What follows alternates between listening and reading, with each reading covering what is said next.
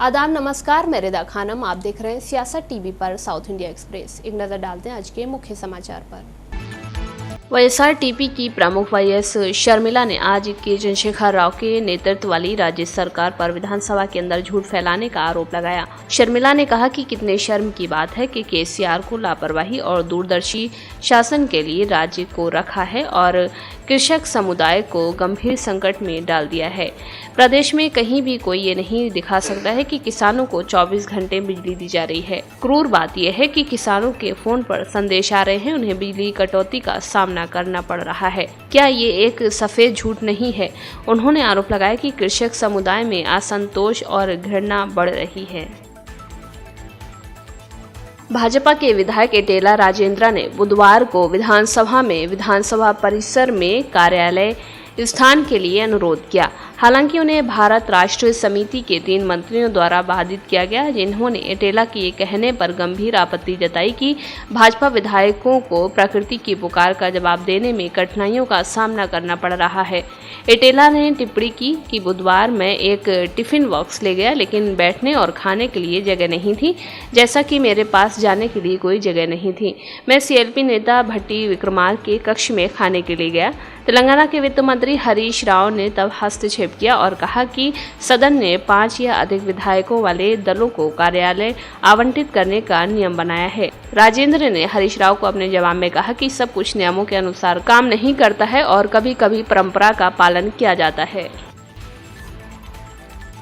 तेलंगाना के वित्त मंत्री टी हरीश राव ने कहा कि खाली जमीन वाले लोगों को एक मुश्त वित्तीय सहायता प्रदान करने के लिए नई प्रस्तावित योजना के साथ साथ डबल बेडरूम आवास योजना लागू की जाएगी। राज्य सरकार ने पूरे तेलंगाना में ग्रामीण क्षेत्रों में 3 लाख रुपए और शहरी क्षेत्रों में 5 लाख रुपए का एक मुश्त अनुदान प्रदान करने के लिए एक आवास योजना को लागू करने का प्रस्ताव दिया है। मंत्री ने कहा कि तेलंगाना आवास और शहरी विकास निगम से सोमवार को पेश किए गए राज्य के बजट में पहले से ही प्रस्तावित 12,000 करोड़ रुपए के बजट परिव्यय के साथ इसके कार्यान्वयन के लिए धन प्राप्त करेगा। बुधवार को राज्य के बजट पर आम चर्चा के दौरान विधानसभा में विधायकों द्वारा उठाए गए मुद्दों का जवाब देते हुए हरीश राव ने कहा कि वेतन संशोधन आयोग के बकाया को जल्द ही मंजूरी दे दी जाएगी और 3 में से 1 डीए पहले ही सरकारी कर्मचारियों को दिया जा चुका है। तेलंगाना कैबिनेट जल्द ही शेष डीए पर निर्णय लेगी। विधान परिषद में कृषि मंत्री एस निरंजन रेड्डी ने बुधवार को कहा कि केंद्र ने अभी तक तेलंगाना को 370 करोड़ रुपए की खरीद बकाया राशि का भुगतान नहीं किया है। इस बात पर जोर देते हुए कि राज्य में धान की खरीद के लिए केंद्र सरकार की ओर से कोई अग्रिम भुगतान नहीं किया गया है। मंत्री ने टिप्पणी की कि तेलंगाना सरकार द्वारा धान की खरीद के बाद केंद्र सरकार को किश्तों में राशि चुकानी चाहिए। भारत राष्ट्र समिति एमएलसी पल्ला राजेश्वर रेड्डी के एक सवाल का जवाब देते हुए निरंजन रेड्डी ने कहा कि धान की खरीद के लिए पूरी रसद लागत, बारदानों का प्रावधान और अन्य खर्च राज्य सरकार द्वारा वहन किया गया था। इसके परिणाम स्वरूप राज्य सरकार के लिए रसद और बैंक ब्याज पर प्रति वर्ष 600 करोड़ रुपए से 1000 करोड़ रुपए का अतिरिक्त बोझ पड़ रहा है। एमआईएम के नेता अकबरुद्दीन ओवैसी ने तेलंगाना विधानसभा में राज्य के बजट 2023-24 पर बहस में भाग लेते हुए तेलंगाना में अल्पसंख्यकों के सामाजिक, आर्थिक और शैक्षिक विकास के लिए सरकार की पहल की सराहना की। उन्होंने अल्पसंख्यकों के शैक्षिक विकास के लिए बकाया छात्रवृत्ति, शुल्क प्रतिपूर्ति और विदेशी छात्रवृत्ति जारी करने की मांग की है। उन्होंने कहा कि कुछ योजनाओं का क्रियान्वयन लंबित है और सरकार को बजट जारी करना चाहिए। पिछले साल अल्पसंख्यक कल्याण के लिए 1724.67 करोड़ रुपए जारी किए थे। उन्होंने 2022-23 के बजट की चौथी तिमाही जारी करने की मांग की ताकि छात्रवृत्ति और अन्य शिक्षा योजनाओं में तेजी लाई जा सके।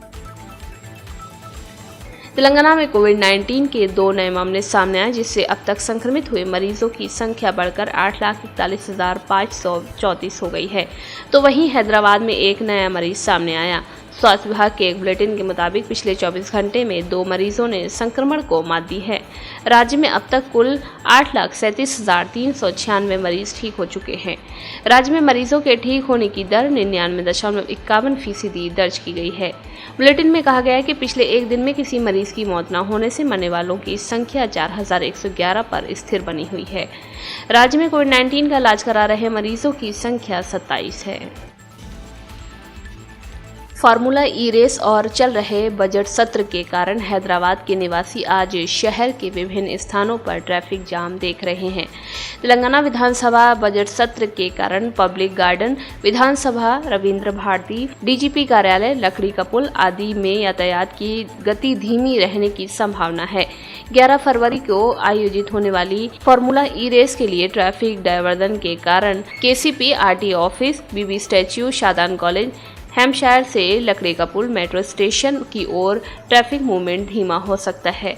हैदराबाद ट्रैफिक पुलिस के अनुसार ट्रैफिक के भारी प्रवाह और पीक आवर्स के कारण saint Ann's school, north zone, YMCA, पैटी एक्स रोड से पैराडाइज एक्स रोड की ओर वाहनों की आवाजाही धीमी है। लोकसभा चुनाव 2024 को लेकर हाल ही में एक सर्वे आया है। इसके नतीजे कर्नाटका में विधानसभा चुनाव की तैयारी में जुटी कांग्रेस के लिए बड़ी खुशखबरी लेकर आए हैं। सर्वे के मुताबिक लोकसभा चुनाव अगर आज होते हैं तो कर्नाटका में यूपीए को बम्पर सीटें आने वाली हैं। सर्वे के मुताबिक लोकसभा चुनाव में कर्नाटका की लोकसभा सीटों में 60% सीटें यूपीए के खाते में जाने वाली हैं।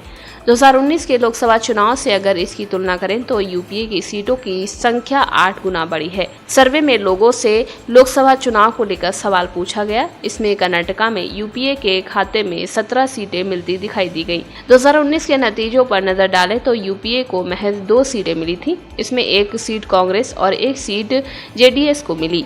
भाजपा ने राज्य की 25 सीटों पर जीत हासिल की थी, जबकि 1 सीट निर्दलीय ने जीती थी। कर्नाटका के कोप्पल जिले से दलितों के ऊपर हो रही हिंसा का मामला सामने आया है, जिसमें एक व्यक्ति एक दलित बूढ़ी महिला को चप्पलों से पीटता हुआ दिख रहा है। मीडिया रिपोर्ट्स के मुताबिक उस महिला को चप्पलों से इसीलिए पीटा गया क्योंकि उसकी गाय आरोपी के खेत में घुस गई थी और उसकी फसल को नुकसान पहुंचा दिया था। रिपोर्ट्स के मुताबिक कोप्पल में शोभम्मा नाम की एक महिला की गाय उसके ही जानने वाले अमरीश कुंबर की भूमि में घुस गई और उसकी फसल को नुकसान पहुंचा दिया, जिससे कुंबर को बहुत गुस्सा आया। उसने शोभम्मा की गाय को बांध लिया और जब फिर वो गाय लेने वापस आई तो उसने उसको चप्पलों से पीटा। मीडिया रिपोर्ट्स के मुताबिक आरोपी कुंबर के खिलाफ पुलिस ने अनुसूचित जाति और अनुसूचित जनजाति अधिनियम के तहत मामला दर्ज कर गिरफ्तार कर लिया है। साउथ इंडिया एक्सप्रेस में बस इतना ही। मुझे दें इजाजत। बाकी खबरों के लिए बने रहें सियासत टीवी के साथ।